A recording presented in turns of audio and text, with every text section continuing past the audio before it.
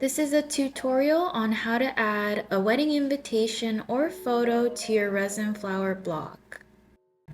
Today I'm starting on a flower block with this wedding invitation. This is my client's wedding invite, and I'm also going to be working with her wedding flowers. So the first thing I'm going to do is laminate this wedding invitation. And if you wanted to use a photo instead of a wedding invite, this will be the exact same process. You'll just use a photo instead of the invitation. I have my laminating sleeve. I'm going to open it up and place my invitation inside of the sleeve at the very top where there's a fold. I'm closing it up, and then I'll feed it directly into my laminator. Laminators usually need to be warmed up, so I had my laminator warming up for about 5 minutes before I got started. This is a regular thermal laminator. There's nothing special about it, and most laminators are very affordable and function in the same way. Laminators basically heat up the thin sheets of plastic so that you're left with a protective plastic coating around whatever you're laminating. If I were to place the wedding invitation directly into resin, the resin would seep into the paper and it would look like a wet piece of paper. So if you're ever working with anything porous like paper, you want to make sure you're laminating it first. When it comes to photos, I usually don't laminate if I print it on glossy photo paper. However, it will also depend on the kind of resin you use because some resins are very harsh and can cause the ink to bleed. So if you're unsure, it's probably best to laminate.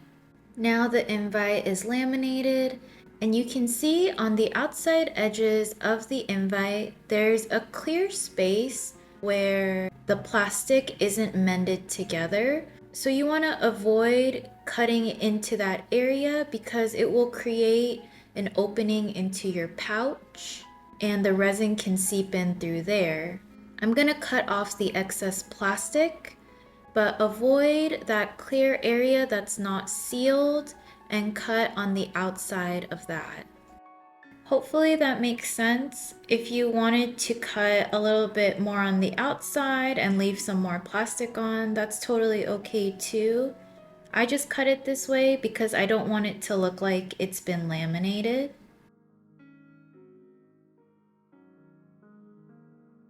Now I'm finished trimming my invitation, and you can see it left a clear border all around the invite. So now I'm ready to get started on my block. I have my HDPE mold ready. This is a 10 by 10 by 3 inch block, and I'm gonna pour in a very thin layer of resin. This is a new trick that I've been doing, and since this is a new mold, there aren't any scratches on it yet. So every time I get a new HDPE mold, instead of putting flowers into my first layer, I will pour a very thin layer as my first layer just to protect the back. I feel like this has helped my molds last longer because I've noticed that when you put leaves and the back of the flowers onto the mold, it tends to scratch up the back fairly easily. So for this first layer, I'm just leaving it clear and I've popped the bubbles and I'm gonna let it cure overnight.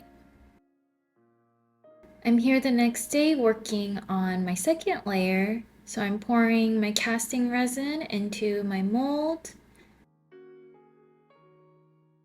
And then I'm gonna wait 20 minutes and then pop the bubbles with my heat gun and start adding in my flowers. In this layer, I've decided to only add in the greenery. So I'm gonna put in the foliage that I want in the background. Because the focal point of this piece is the wedding invitation, I don't want to put that in the initial layers because it's gonna look like it's stuck at the back of the piece rather than being at the forefront. So my strategy is to layer the florals as I'm layering the resin, and that way it'll look like the greenery is in the back and the flowers are at the top, and then the wedding invite is also in line with those flowers. I let that last layer cure overnight, so I'm here the following day pouring the third layer. After I'm finished pouring, I will let my resin sit for 20 minutes for the bubbles to rise, and then take my heat gun and put it over the resin to pop those bubbles. Now I'll start adding in my dried wedding flowers. I'm basically starting by incorporating the largest elements, which are the roses, and then the wedding invite at the center. And I want to position my flowers so that I don't end up covering any of the words. I also have a really beautiful photo charm that was on the bouquet ribbon, and I'm going to incorporate that into the top corner of the piece and try to make sure it doesn't get covered by the wedding invitation. Now that I've incorporated all my large elements, I'm going to start adding in my small flowers all around the border to fill up the empty spaces.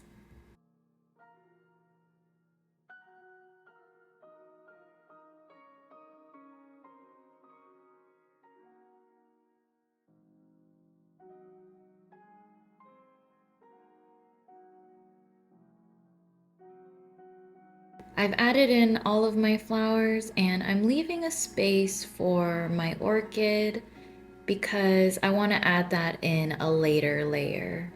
Now I'm working on layer 5, and I already took care of layer 4 behind the scenes. These two layers are both just clear empty layers.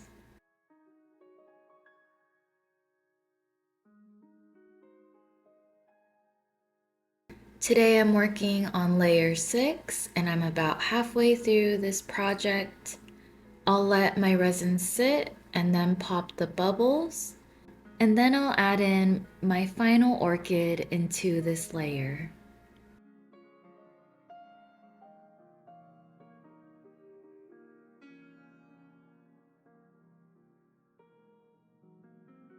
I'm here the following day and pouring my 7th layer.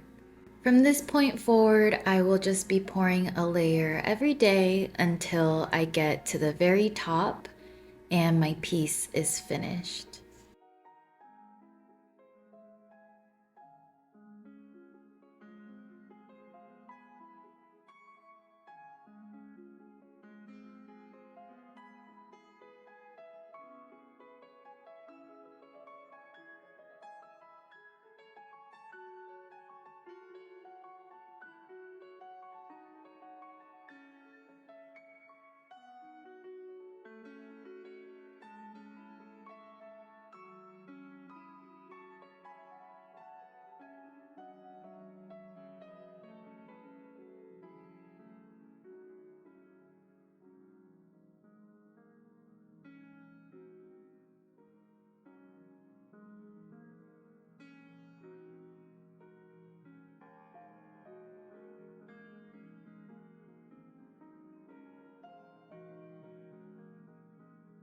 Now my piece is finished, and today is demolding day, so I'm going to remove this mold and show you the final result.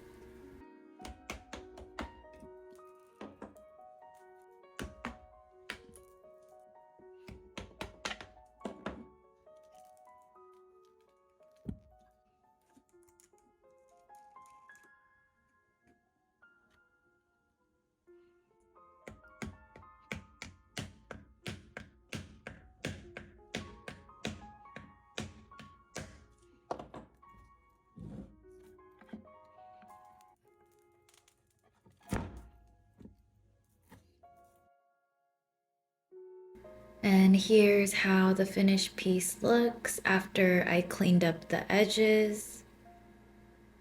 I love the look of the wedding invite with the flowers. It just feels so sentimental.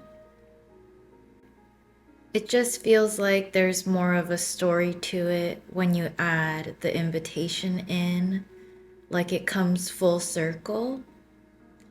And I think this piece would age really elegantly because it already has a vintage feel to it. And I think over time it'll just age with more elegance and character. So I hope you enjoyed this video and thank you so much for watching. Please let me know what you think and I will see you again soon. Bye!